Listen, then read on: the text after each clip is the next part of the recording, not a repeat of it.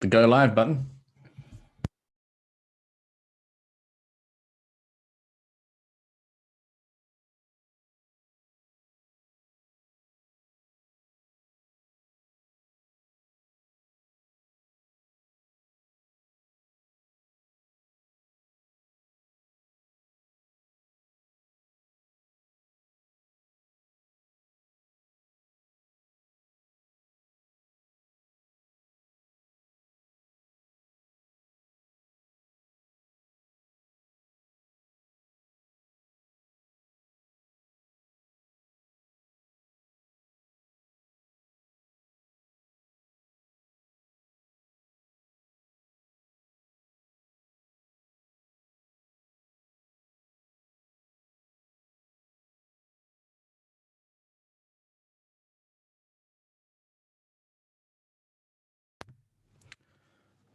Okay, well, let's get started, everyone. It's 18:30 and it's time for Melbourne Cocoaheads, number 136. This is our second virtual meetup during this pandemic. There's probably going to be at least 2 more after this.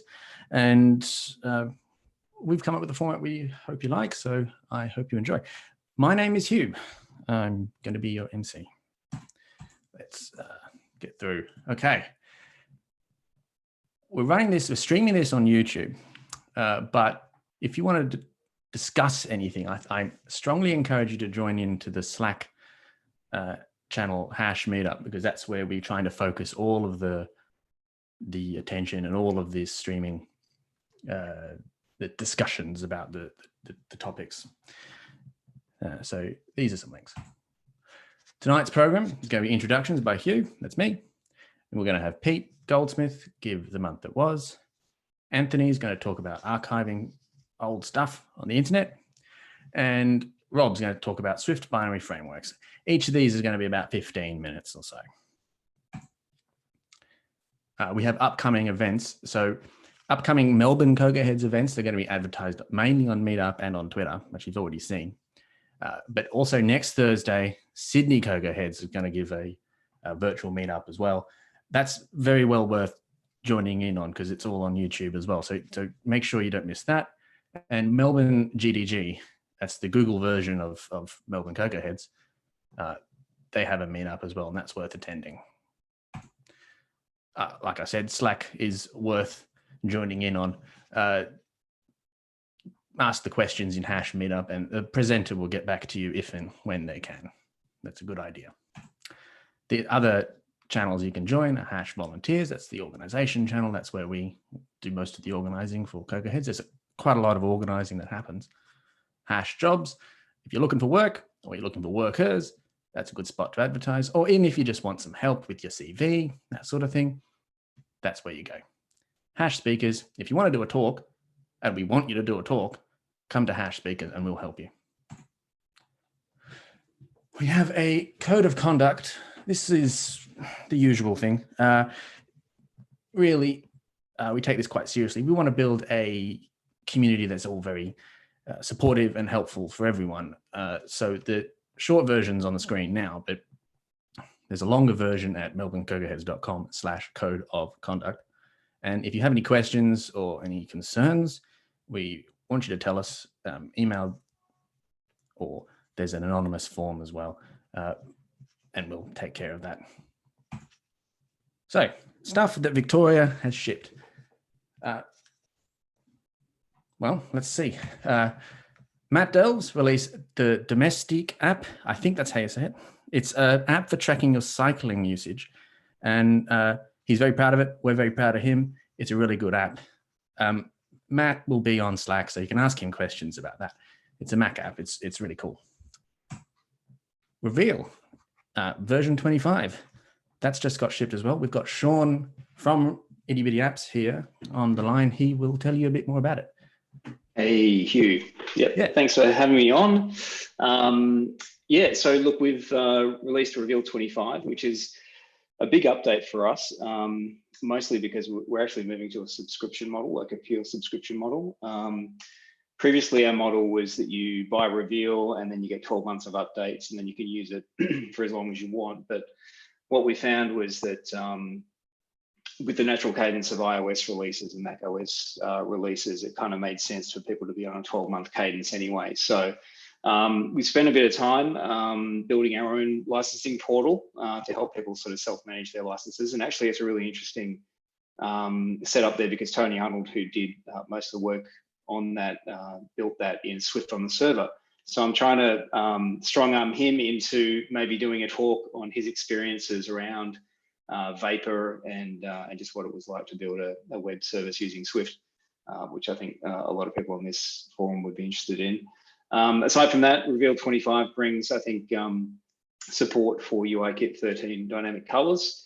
And we're really looking forward to sort of knuckling down and getting stuck into some more sort of feature updates and releases now that we've got all this licensing stuff out of the way, because it was quite a big chunk of time and effort just to get that done. So yep, Reveal 25, go check it out. Let us know if you have any questions. Okay, thanks, Sean. Yeah, Sean will be around in Slack after to answer any questions as well. Now, I can't just pass the microphone around to ask everyone what they've shipped this month, but please tell us in Slack, because you worked really hard and I want to know what it is that you've shipped, and you deserve the attention. So gold sponsor is Itty Bitty Apps. They've been a long time sponsor. We're really happy to have them back again this year. We couldn't do it without Itty Bitty Apps. Silver sponsors this year are Latitude Financial Services and REA Group. And again, thanks to all our sponsors. Whew, that's enough for me. Now we're going to get a talk from Pete Goldsmith about the month that was. Pete, are you ready? I am ready. I'm going to tackle the task of sharing my screen. Hopefully I can share the right screen. Keynote. Oh, I should say, well, it's on. Pete's a regular contributor to Cocoaheads, and he's the lead developer at REA. So thanks, Pete. Thank you for that intro. So yeah, the month it was a great little segment where we all learn about what Pete did for the last month. I moved house. No, sorry, that's not really what the month was about. Things that happened. Apple released their mobility trends. This was quite fascinating to view and monitor, because I kind of trust Apple's data. I don't know if it was kind of expressed anywhere, like the percentage of their devices that contributed to this. I assume it was only those devices or users that had opted into sending Apple key metrics at the beginning of onboarding for iOS. But yeah, it's fascinating jumping on this site and looking at the different cities and how they trended and how they were impacted by some of the movement restrictions. That is my last slide to do with COVID. The iPhone SE came out again. It doesn't have straight edges and it's not a tiny phone. Sorry, Aletha, if you're listening. The new SE has got an A13 chip. It's the body and pretty much an iPhone 8, but with an A13. The A13 is a ridiculously tanky, fast chip in and of itself when it's driving all of the pixels that make up the 11s and 11 Pros. So on this thing, it is just a beast inside this tiny little unit. It's a bloody cheap phone, and we will, as developers, probably be supporting this notchless device for a very long time. It will be a long time before Apple stops supporting A13 chips, and I assume that they would stop support for the iPhone SE, this one, at the same time that they stop support for the 11 Pro, and that's going to be years and years away. Hey, sorry to interrupt, Pete. Yes. I don't think your slides are updating. Oh, no. It doesn't matter. Like, it's just I think people are saying that they can only see one slide. All right, give me 2 seconds. No worries. I have a button here that says resume share. Sharing is paused. All right, hang on a second.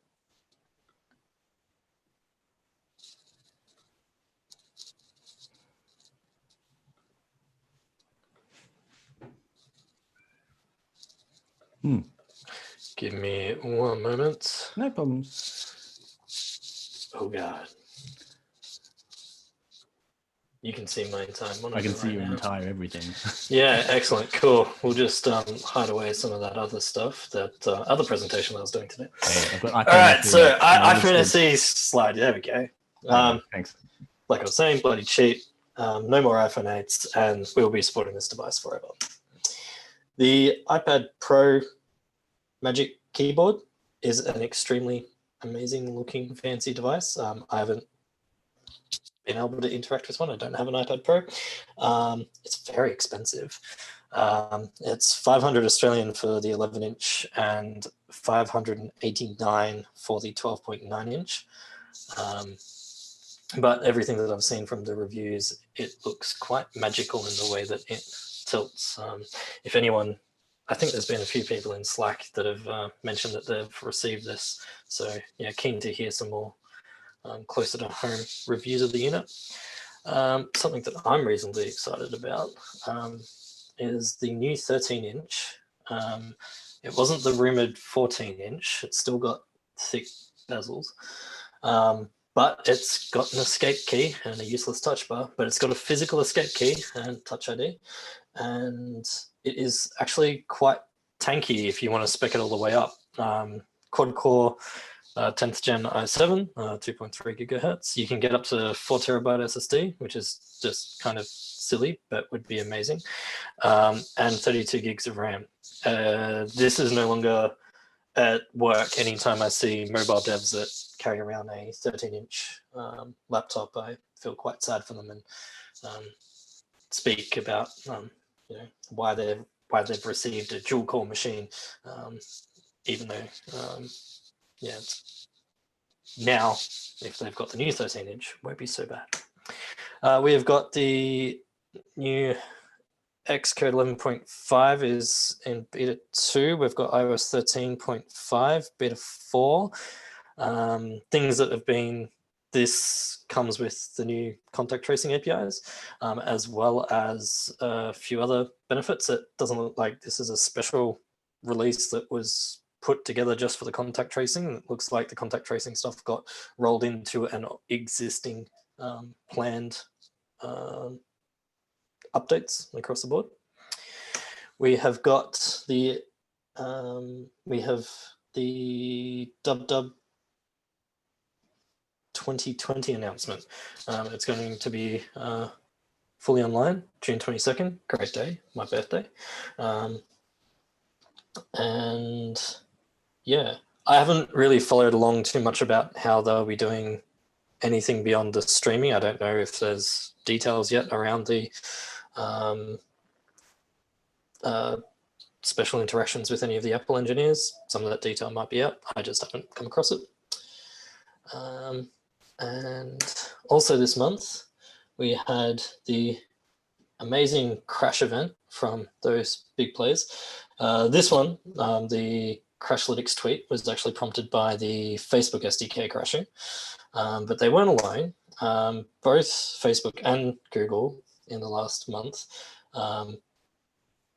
they corrupted the SDKs remotely such that they would be crashing host applications. The Google Maps SDK crash didn't affect iOS too much. It looked like, from my understanding, the iOS apps that were using the Google Maps SDK, which is not that many these days, healed reasonably quickly, but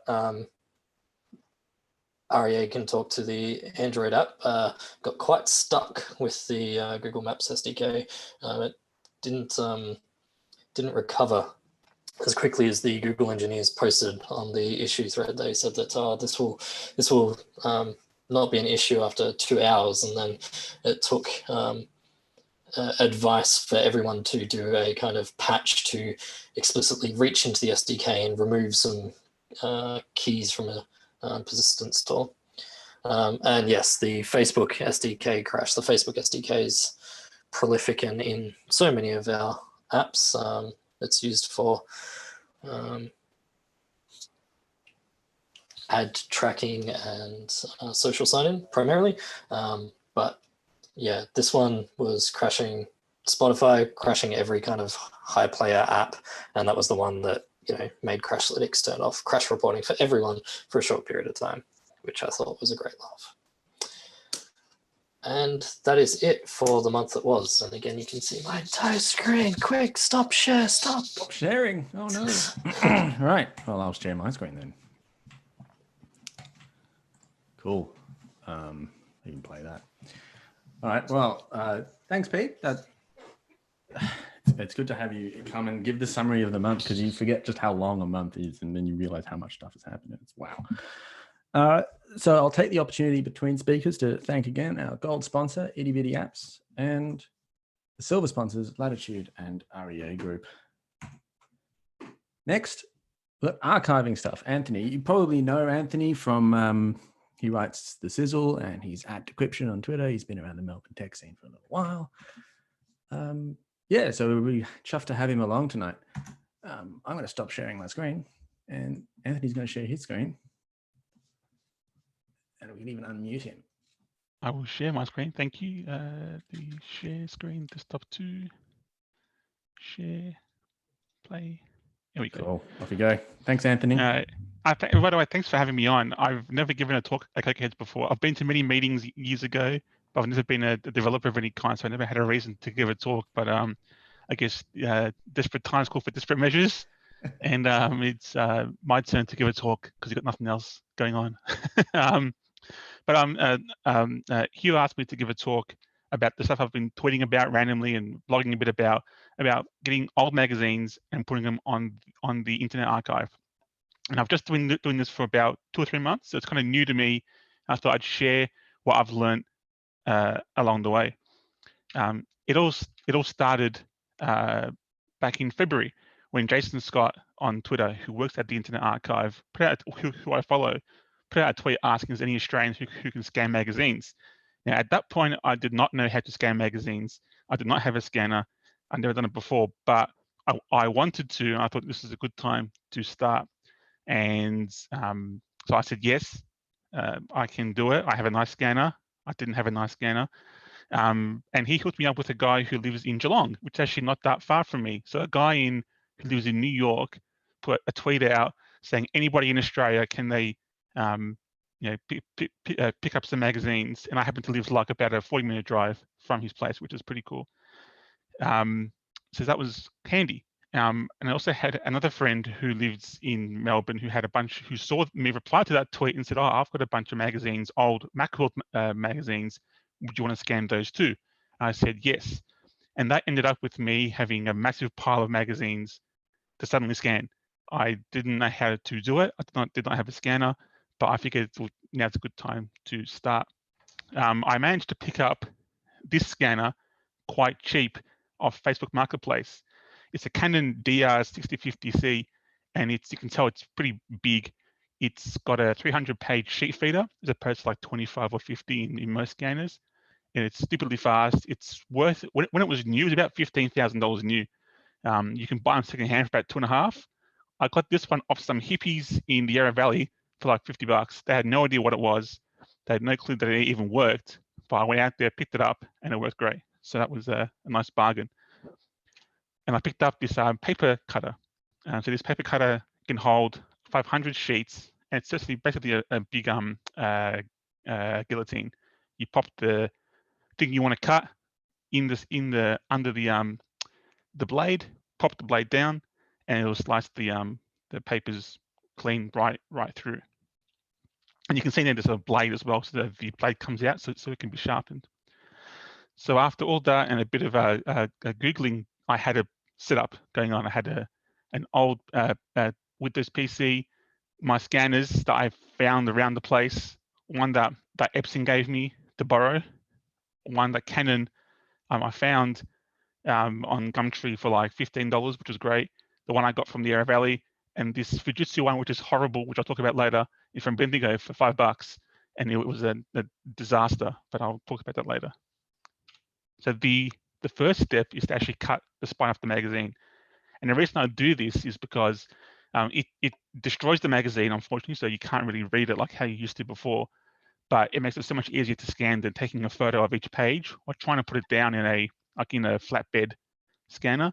If you ever tried to photocopy a book, imagine doing that for like 150 pages. It's just not going to work. So you really need to cut the spine off so you have the loose pages, then you can feed that into the scanner and it works well. There's a tip for anyone who's wants to start.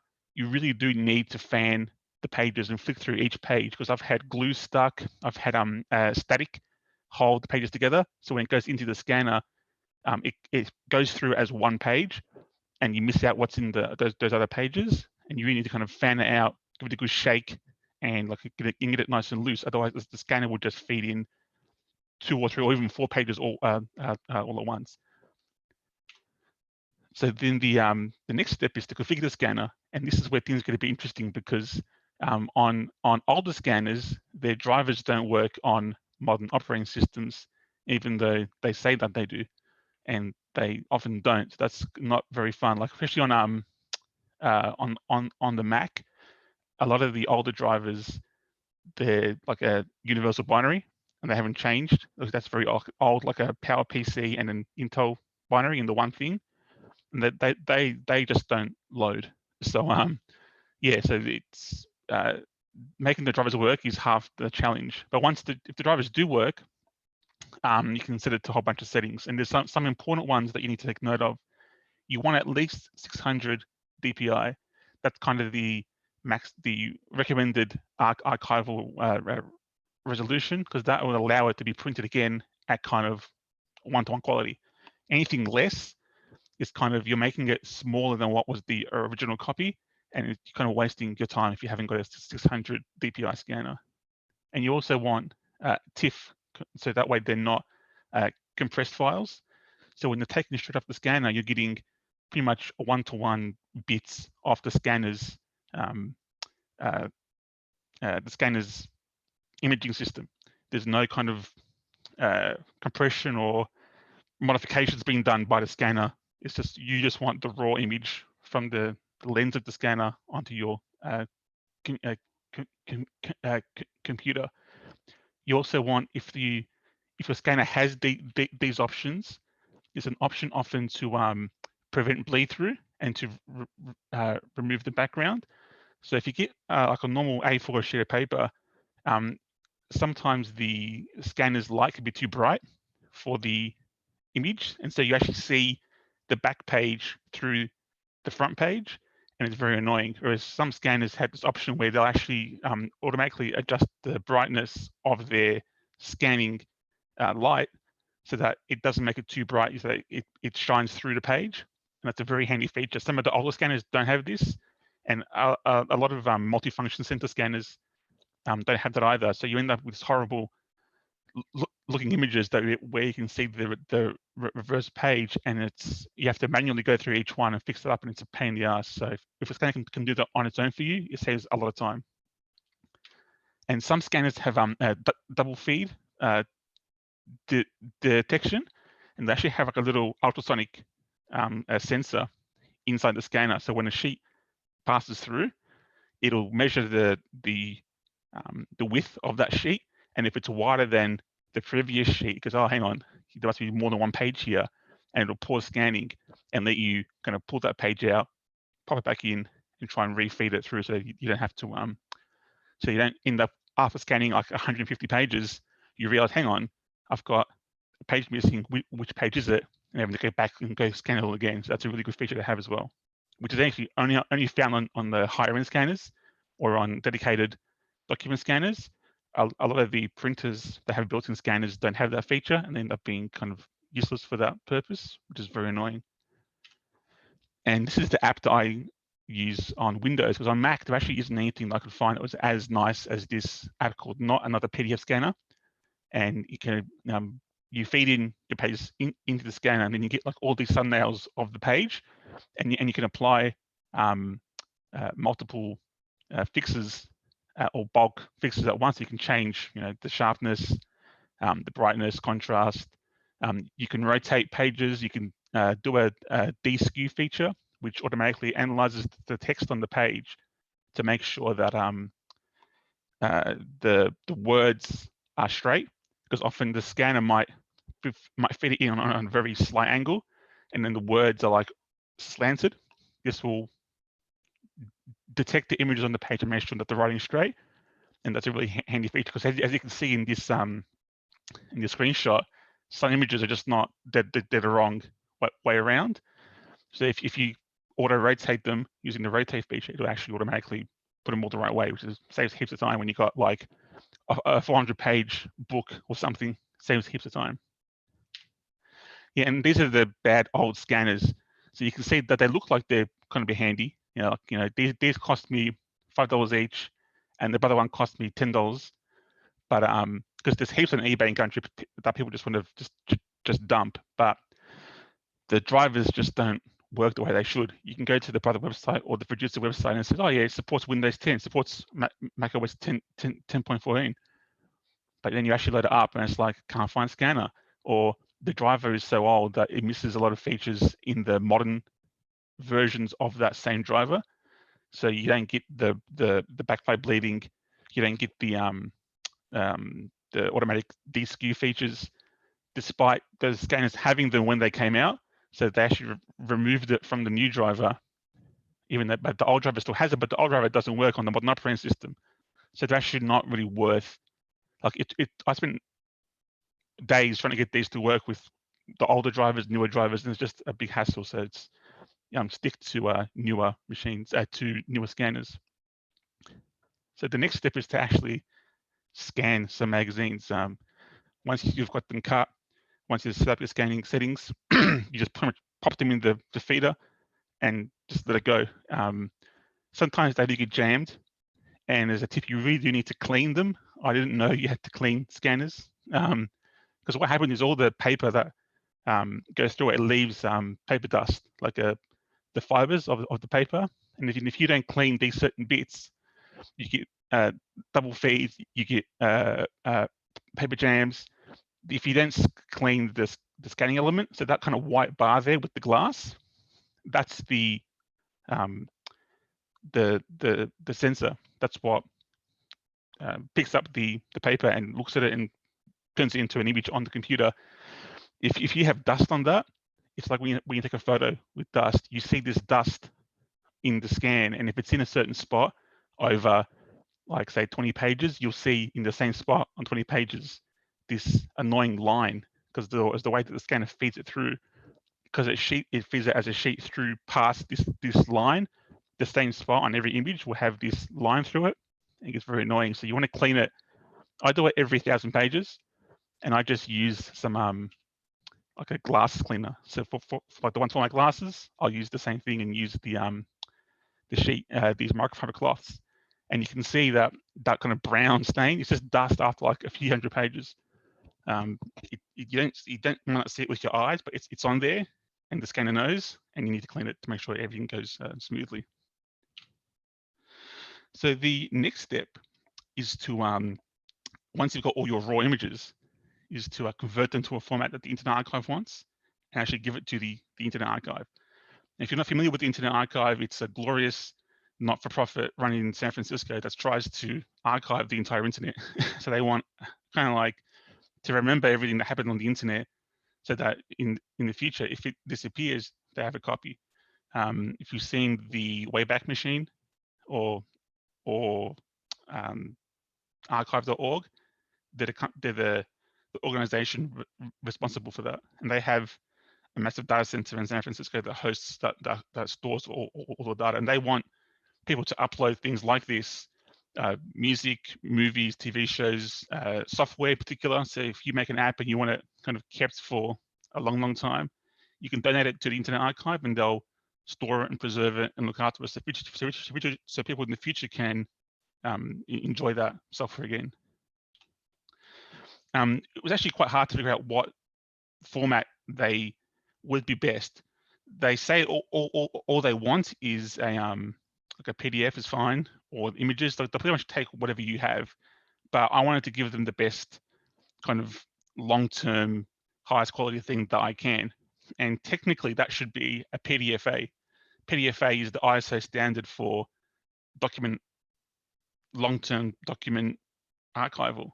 And the whole point is that hopefully in 30 years, 50, 100 years, because the standards well documented, people will know how to view that stuff. And part of it is it's a PDF with JPEG 2000 embedded. So JPEG 2000 is a lossless version of JPEG. So kind of like how there's MP4 audio, AAC audio, and Apple lossless. Same thing applies here. JPEG 2000 like a lossless version, which you think would be great because it's lossless. It will preserve that quality. What I found was that it was so slow to render in a PDF viewer. So if I made a PDF with JPEG 2000 images inside it, flicking through it was like scrolling through quicksand. Like on an iPad Pro, on an iMac Pro, it would take like 10 seconds for each page to render, which is just nobody wants to actually read that. So what I did instead was come up with this script, this little bash script, which is it looks like a bit of a mess, but I'll try and explain it bit by bit quickly. So the first step, it takes the TIFF files and uses an app called Mogrify, which is part of ImageMagick, and turns those TIFF files into JPEGs at quality 75, and also gets rid of any metadata. So it's just a JPEG file with no date, timestamps, EXIF info, whatever kind of junk the scanner might add to those TIFF files. Then it takes, now uses an app called Image to PDF to simply losslessly turn those JPEGs into a PDF. So it pretty much takes the JPEGs and puts them in a PDF wrapper, so you can view them in a PDF app. Lots of other PDF creating apps will actually recompress those images to fit in the PDF. So Adobe Acrobat will actually recompress the images. So if you're recompressing a JPEG, that's not a good idea. It'll look crappy. Whereas Image to PDF won't do that, and does it very fast as well. Because it's not recompressing, it's just making a bit of metadata around those JPEGs to make it a PDF file format. Next step, I just compress the TIFF files into a gzip, and that's the reason I do that is I've got the PDF with the compressed JPEGs and the original 24-bit 600 DPI scans, and those two files are what gets uploaded to the Internet Archive. So that way they have the best of both worlds. There's a PDF at a reasonable size that people can view quickly, and it's more convenient to view. But there's also the massive, like each page is like 150 megabytes of these 24-bit 600 DPI TIFF files.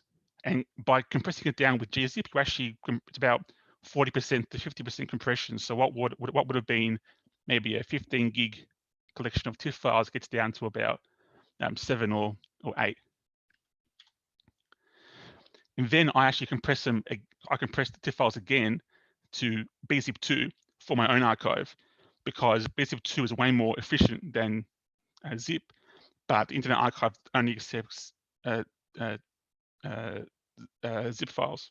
But when I want to keep them on my computer, I want to keep them as bzip2 because they'll take up about 60% less space. So what would have been like a 10 gig archive becomes 4 gig, which is much better for me to store long term than those zip files, which are 5 gig or 6 gig. This longer command is to actually upload them to the Internet Archive. The Internet Archive has a Python file, a Python script to do bulk uploads. You can upload through their website, which is very easy, and it's a step-by-step process with a wizard. But when you've got 100 PDFs to upload and 100 zip files to upload, you don't want to do it one by one on a website. I actually tried that first, and it would time out a lot. But using the command line uploader is very easy, and it actually has a built-in retry feature.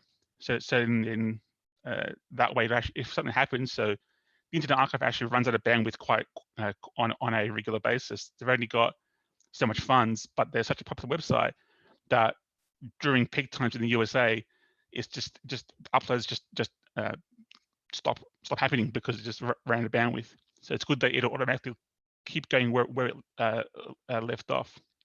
And I can set all the different metadata stuff. So for a book, for example, you might put in the ISBN. For a magazine, I just put in that it's a text type, because there's text, video, audio, and software and things like that.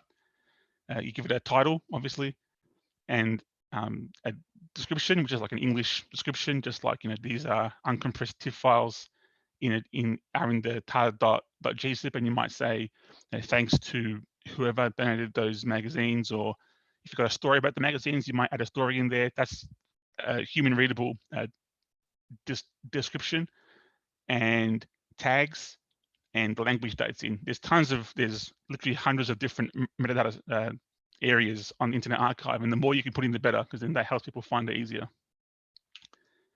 Then the last step is when it's finished sending the zip file and the PDF to the Internet Archive, the scripts will delete the PDF from my computer, remove the zip file from my computer, and it'll also left a bit out. But the next step is it'll send the bzip2 file to a different folder, and then delete the original TIFFs and delete the JPEGs. So it kind of cleans up everything after itself.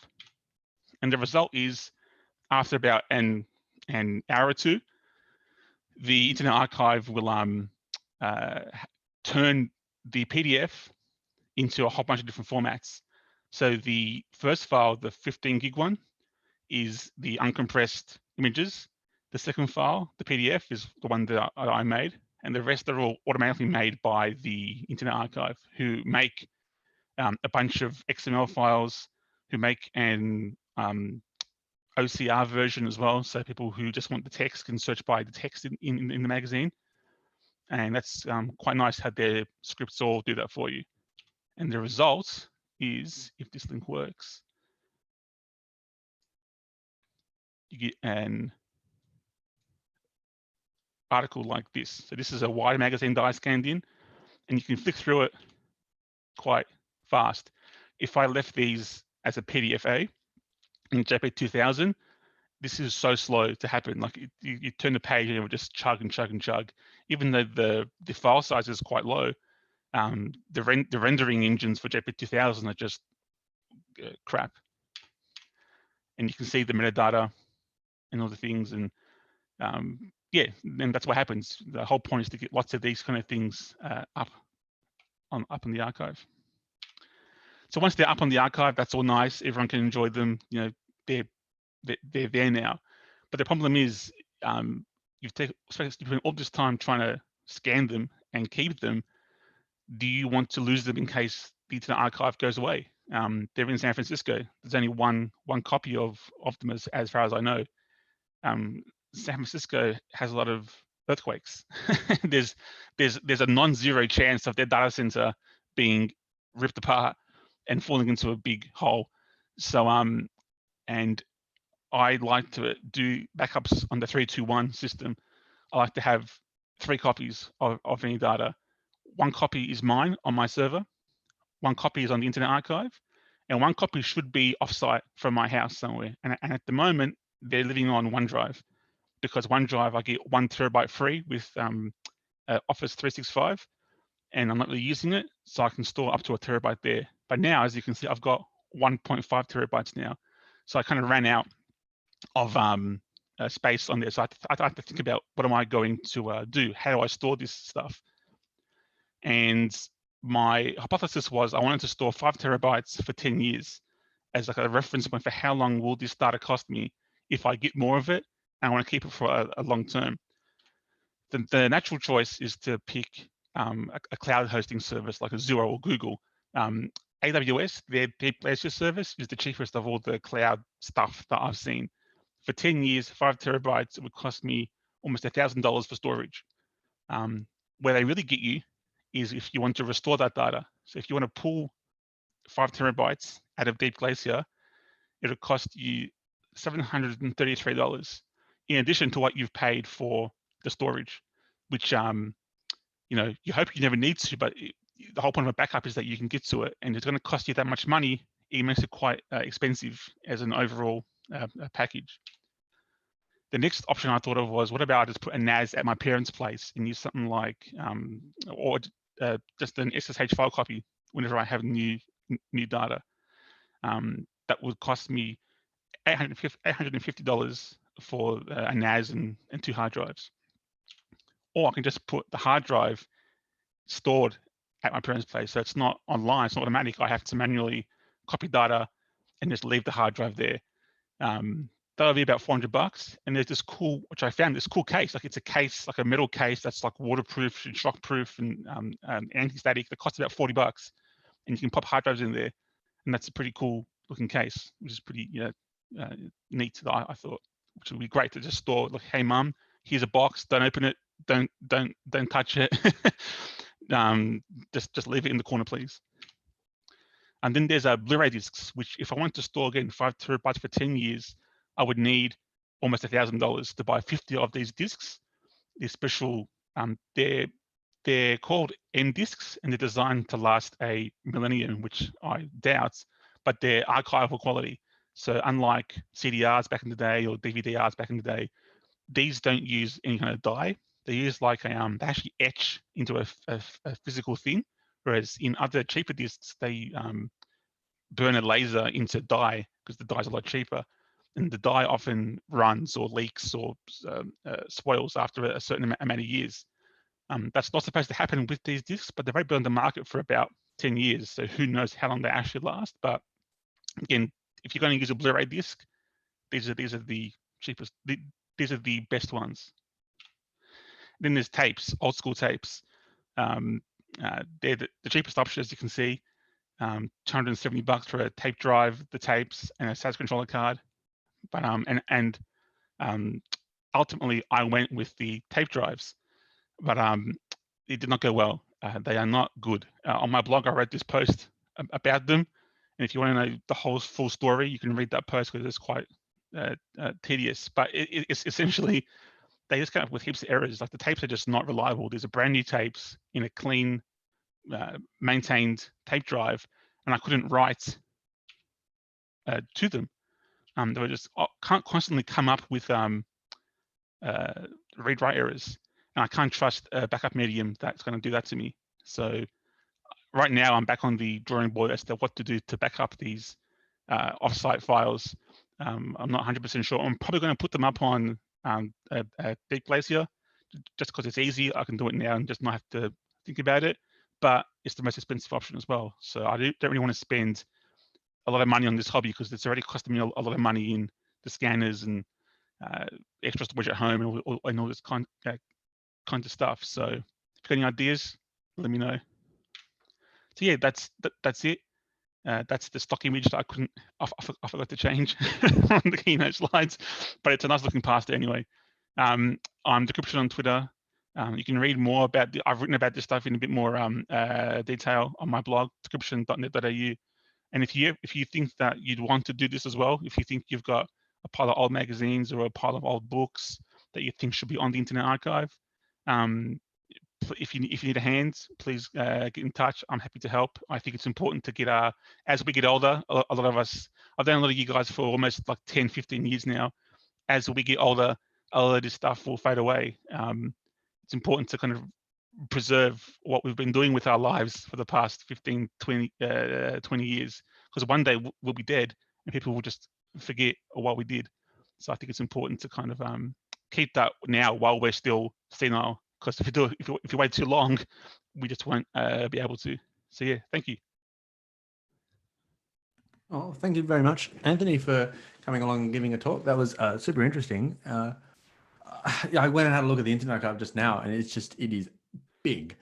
I am so impressed with that whole organization.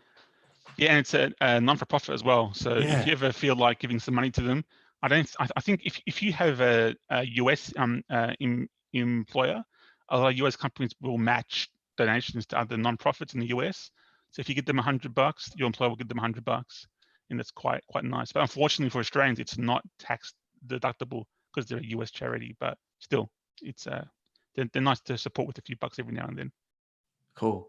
Right. Well, Anthony will be around on Slack. Just if you've got any questions, hit him up on Hash Meetup or Twitter at Decryption. So I'll take a brief break to thank our gold sponsor this month is Itty Bitty Apps, and our silver sponsors, Latitude Financial Services and REA Group.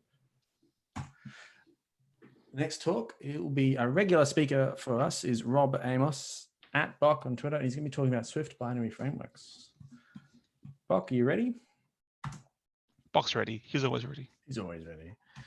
Let me just see if I can't. Yep, good to go. I'll Just stop need to sharing my share. screen.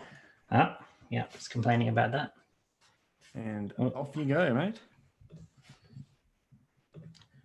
Just switching the screen sharing over, desktop 2. Okay, let's see how we go. All right. No. It helps when you reset your presentation back to the first slide. Cool. So for a long time now, I've always advocated and encouraged people that, you know, if you spend a weekend or a few hours researching a topic and you find the answers that you're looking for, that it's always just a great idea to share that. Like, you don't need to do anything too fancy. You don't need to go over the top. So this is actually practicing what I preach. This is something that I fell down a hole last week trying to solve. And over the weekend, I ended up writing a very small Swift tool to solve this for me. So this is me sharing what I've learned over the last week. So if we go back a little bit, in the beginning, there was Swift. It wasn't really good back in those days. I know I kind of look back at them with rose-colored glasses every now and then, with a little bit of nostalgia, but it really actually wasn't that good. It was still very much a preview, kind of like Swift UI is these days. But it got better.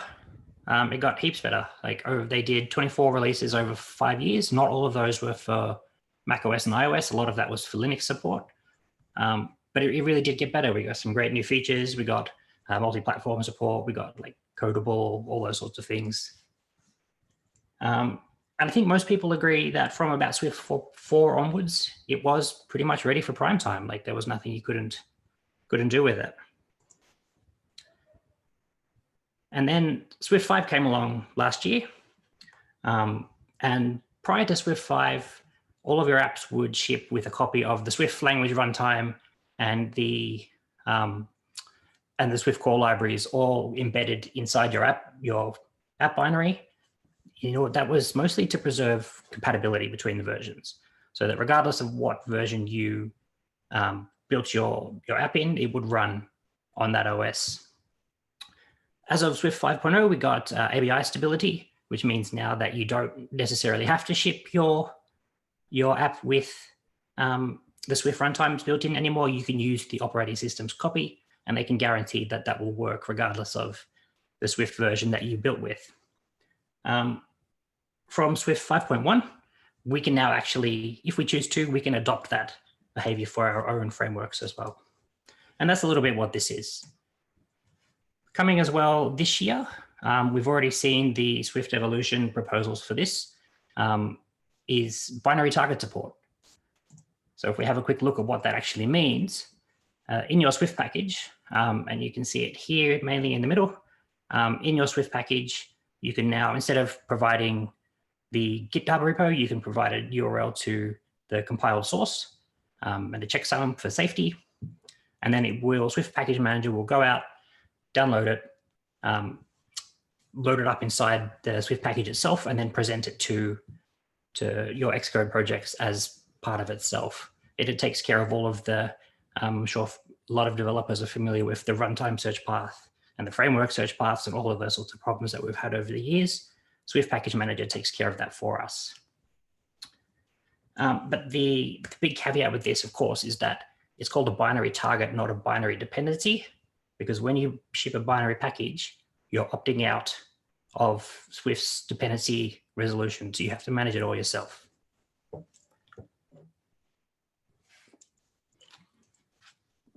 Okay. So just a quick thing on terminology, because this is called a few things when you try and search for it. Binary targets end up being basically XC frameworks, and they're also known as Swift binary frameworks, whatever language you want to use. But really, at the end result is a XC framework, which is a directory that mirrors very closely to the original frameworks that we're used to. And you can see there's a link at the bottom of the screen there that has the WWDC talk from last year on this, which I really highly recommend.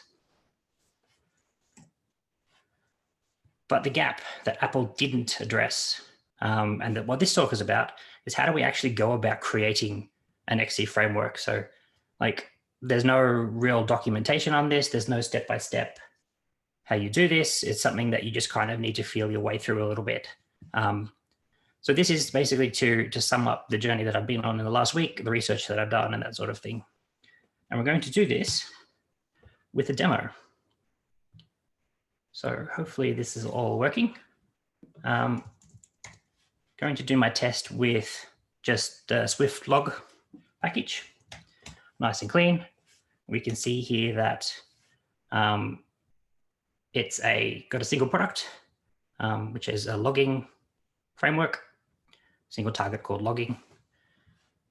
So the first step we do for this is, because this is all built into everyone's favorite Xcode build, we need an Xcode project. So Swift thankfully will do that for us. Now the next step then is to, whoa, that didn't work. Copy and paste failed. So we need to build our Xcode project. So we're going to build the logging target, release configuration. We're going to build the macOS first, and then this part is the key. If you set build library for distribution to yes, it will produce the Swift module and the Swift interface files for your Swift target, which then means that we can then turn it into a XC framework later on. Nope, Xcode build. Let's copy that again. That looks better. The joys of live demos. So nothing new there. We've gone and we've created a logging.framework. So if we have a quick look at that, our logging framework is a 64-bit dynamically linked shared library for x86. So that's good. That's exactly what we want from a macOS project. We can then do the same for iPhone OS is next.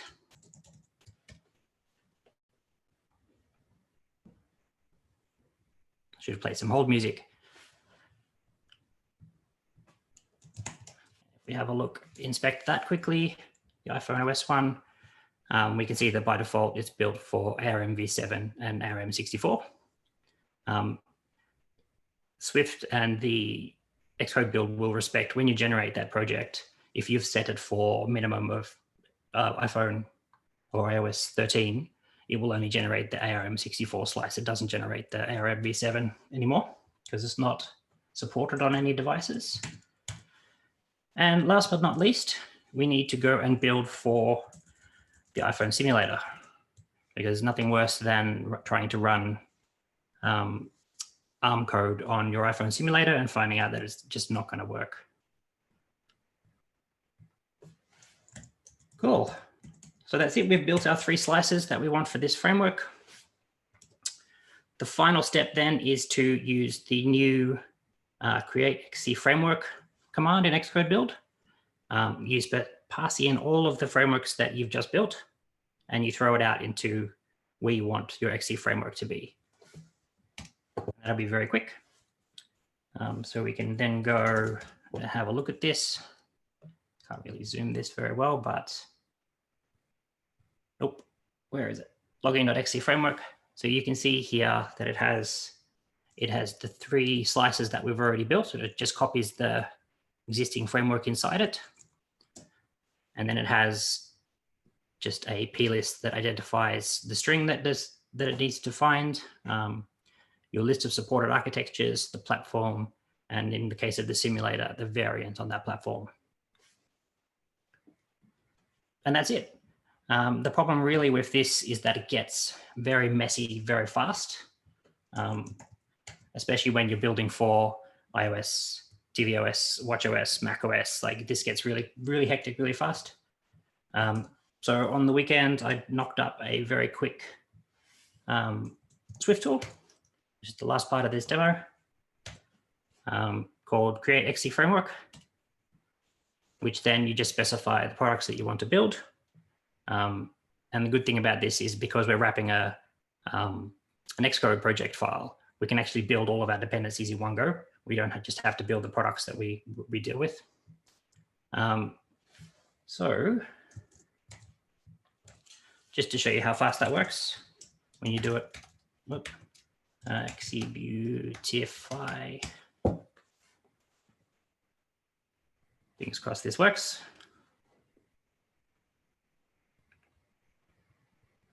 Cool. So the script just cleans it and then builds for every platform that you choose to support, and you can choose that on the command line which ones you want to build for.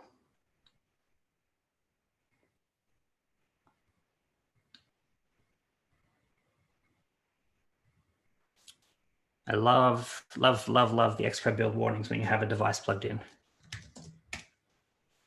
Oops. So if we have a look at our logging.xc framework now, we can see that it's built for iOS, macOS, tvOS, watchOS, so on and so forth. And we've built i38-6 simulators, we've built ARMv7K, we've built everything. That's all taken care for you by Xcode. And then to use this, which is the part I didn't actually do in the demo, from Xcode 11 onwards, I've only tested with 11.4, but it should be 11 onwards. You can just drag your XC framework into your Xcode project, the same as you would any other framework or that sort of thing. And it will just pick it up and run with it.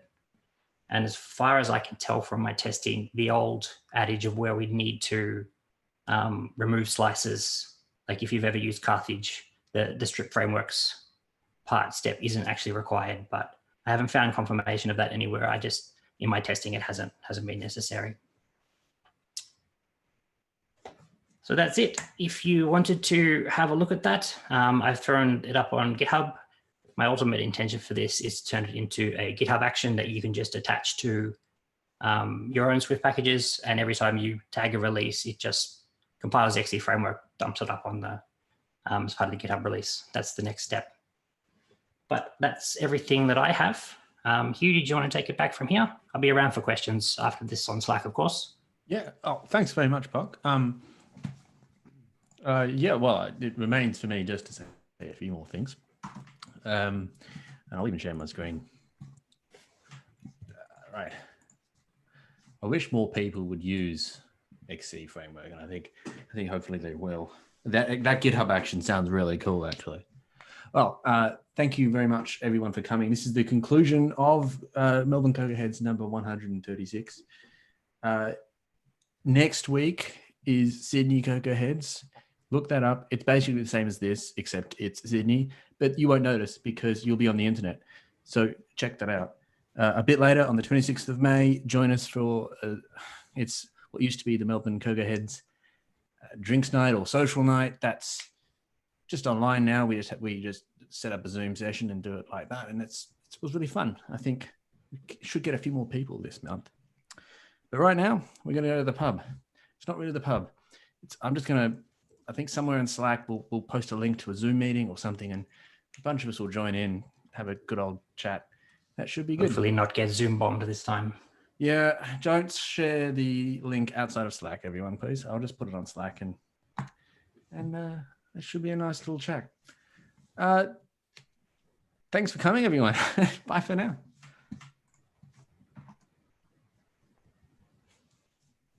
I need to end the thing. See ya.